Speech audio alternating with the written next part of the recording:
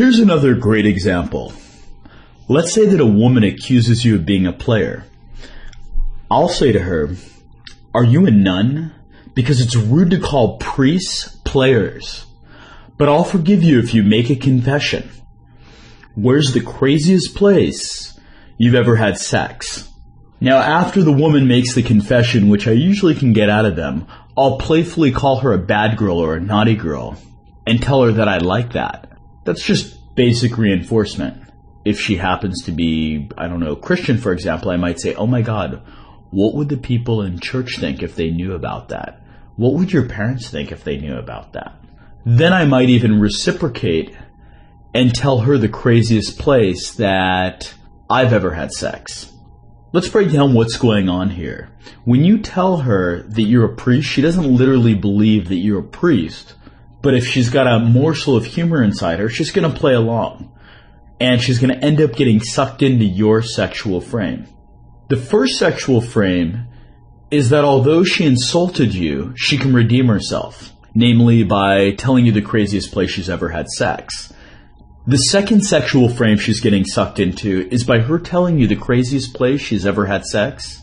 She's conceding to being sexually liberated. And the meta frame in this situation is not necessarily that you're the prize she's trying to win over, but the inevitability of you and her hooking up. And this is going to hit several compliance triggers. The first one is quid pro quo. She made a huge folly by accusing a priest of being a player. And you're allowing her to redeem herself or make up her folly, so you're making a concession that you'll forgive her if she makes a concession. Namely, her making a confession of where the craziest place she's ever had sex is. Another compliancy trigger at work here is commitment and consistency. Her self-image is going to be brought in line with her past deed, namely the craziest place she's ever had sex. Also, by her publicly verbalizing to you her past deed, it makes the commitment that much stronger. And also, when you call her a bad girl and ask her how the people in church are going to think of what she did or what her parents are going to think, it brings her self-image in line with the way you and others see her, namely as a bad girl. Another compliance trigger at work here is qualifying. Once she buys into the self-image of being a bad girl, she feels pressure to defend and have others validate this new self-image. This makes it very easy to get her to qualify to you.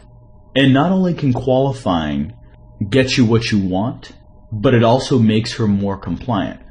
So maybe try, once she buys into the self-image, "Oh my God, you're so naughty, but I don't think you can handle me." And of course, she's going to try and qualify to you. You're also building arousal inside of her body. You're hitting a few of her primitive emotions.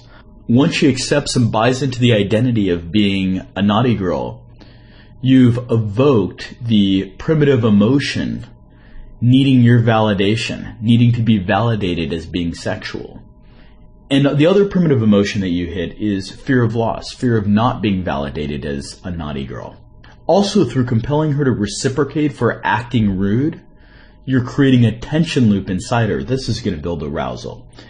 You're filling her need to be aroused. She's becoming sexually turned on or aroused from you evoking some of the primitive emotions inside her body and sparking that tension loop in her. Also, you're filling her need to be seduced. Also, you're doing a lot to create the perceptual filter of comfort.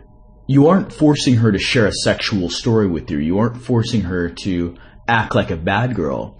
Instead, you're inducing or emotionally driving her to. Also, you're building that perceptual filter through quid pro quo. By you making her make a concession, you're building a feeling of rapport and connection between the two of you. This is going to help create the perceptual filter of comfort inside of her. And also, if the story she told you about the craziest place she's ever had sex is something that she doesn't normally share with others, she's going to feel a special connection with you. And that's going to help create the perceptual filter of comfort. Also, by telling you a naughty girl story about herself, she's going to bring her self-image, especially around you, in line with her past deed, making her future behaviors consistent with that past deed. And because of this, there probably won't be much discomfort when you try and get sexual with her. Also, the fact that you're playing this kind of fun priest-nun role-playing game with her, because it's imaginary, because it's not real, it's going to make her feel comfortable. It's going to create the perceptual filter of comfort when she does start becoming aroused and when you do start getting sexual with her. And I guess another way to look at it is because the two of you are playing this role-playing game, if she does want to get sexual with you, but maybe she doesn't want to be seen as a slut or things are moving a bit fast, now you've given her the perfect excuse. You're just playing this make-pretend game. Now, all these things that I've talked about are going to help create the perceptual filter of comfort.